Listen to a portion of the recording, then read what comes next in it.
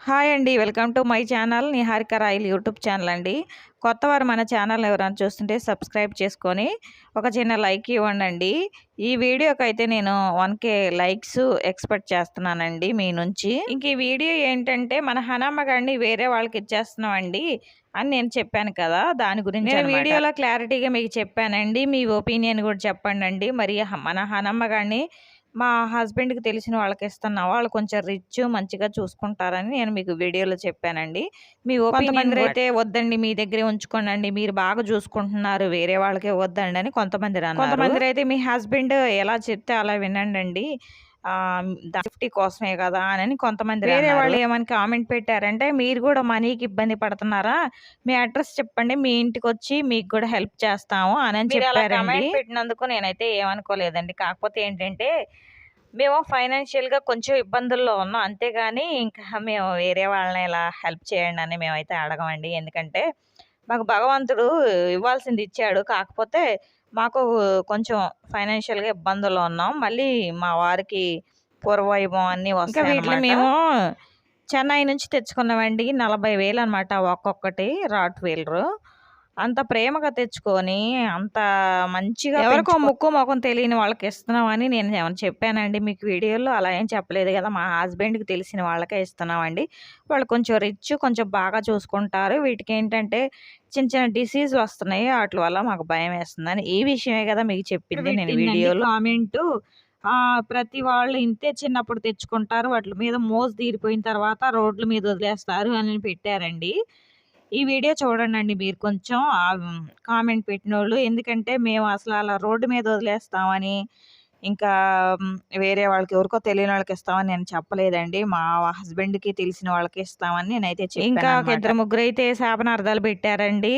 వాళ్ళు పెట్టినోళ్ళు ఇంకా ఈ వీడియో చూడండి. ఎందుకంటే అలా పెట్టకూడదనమాట. ఎందుకంటే నేను వేరే వాళ్ళకి ఇస్తున్నాను, లేకపోతే రోడ్డు మీద వదిలిపెడుతున్నానని నేనైతే వీడియోలో చెప్పలేదండి. వాటిని ఒక దగ్గర సేఫ్‌గా ఉంచుతాము అని చెప్పాను గానీ, నేను ఇంకా ఏమీ చెప్పలేదనమాట. వాళ్ళు తెలియకుండా పెట్టకుండా అలా కామెంట్ పెడితే ఇక నాకైతే కొంచెం బాధ అనిపించిందండి. అసలు వీటిని మేము 40,000 పెట్టి తెచ్చుకున్నాం అనమాట చెన్నై నుంచి. కానీ ఇంకా వీటిని ఇంకా బాగోగులు మేము చూసుకోలేమా అని చెప్పేసి ఇక నాకైతే బాగా పట్టుదలొచ్చి మా వారితో ఇంక మాట్లాడాననమాట.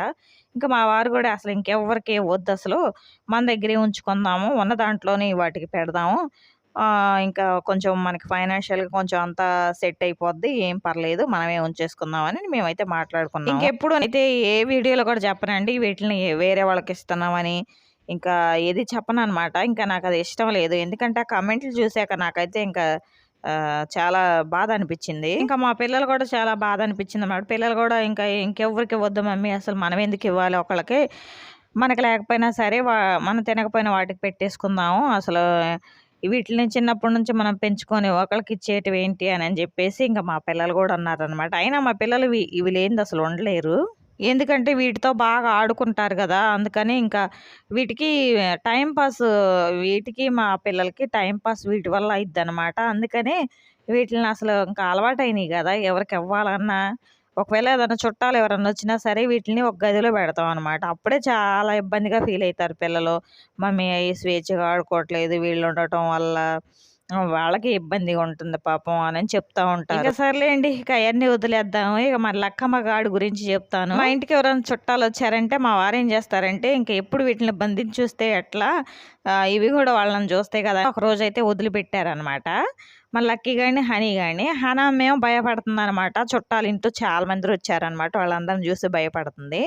లక్కీ గాడైతే దొంగ చూపులు చూస్తుంది, ఎవరి మీద అటాక్ చేద్దామా అని చూస్తుంది. మా వారైతే లక్కీ గాడు పక్కనే ఉంటున్నాడు. మన హనమ్మ గాడైతే కిచెన్ లోకి పోయి దాక్కుందనమాట భయం వేసి. లక్కీ గాడితో చాలా డేంజర్ అండి. కొత్త వాళ్ళు ఎవరన్నా వస్తే చాలా కేర్ఫుల్ గా చూసుకోవాలన్నమాట. లేకపోతే మన లక్కీ గాడిని ఒక గదిలోనన్నా పెట్టాలి, లేకపోతే అసలు వాళ్ళని ఇక ఎట్ట పడితే అట్ట కరిచేసి. మన హనమ్మగాడు కొంచెం చిన్నపిల్ల కాబట్టి కొంచెం భయపడిద్ది. లక్కీ గాడు కొంచెం పెద్దది కాబట్టి కొంచెం స్ట్రాంగ్ ఉంటది అనమాట. దీనికి కోపం కూడా చాలా ఎక్కువ. అసలైన రాట్ వీలర్ అంటే ఇక మన లక్కీ గాడు అని చెప్పుకోవచ్చు. మా పిల్లలు బాల్ ఆడుతూ ఆడుతూ పగిలిపోయింది అనమాట. అది 2 ఒక్కలైంది. ఇప్పుడు ఆ 2 ఒక్కలో మన లక్కీ గాడికోటి, హనీ గాడికోటేసాం. కానీ హనీ గాడిది కూడా తెచ్చేసుకుంది. 2 తెచ్చుకొని పక్కన పెట్టుకుంది. ఇప్పుడు మనం గనక చేత్తో అది తీసుకున్నామంటే కరిసిద్ది గూడా. అందుకనే మా అబ్బాయి అయితే ఇక క్రికెట్ దాంతోటి ఇక పక్కన నెడితే మన హనమ్మ గాడు ఇక పొద్దాకులు మా అబ్బాయి ఎంబటే తిరుగుతుంది ఇక దానికోసం అయితే. మన హనమ్మ గాడు పొద్దాకులు పక్కన తిరుగుతుంది గదా! ఇక లక్కీ గాడికైతే మహా కోపం వచ్చేత్తంది. ఇంకా ఆ బాల్‌ది అది ఆ ఒక్కొక్కటి దొరికింది కదా! దాన్నయితే చూడండి ఎట్లా పడితే అట్లా కొరికి వదిలిపెట్టిద్ది. లక్కీకి కోపం వస్తే అంతేనండి.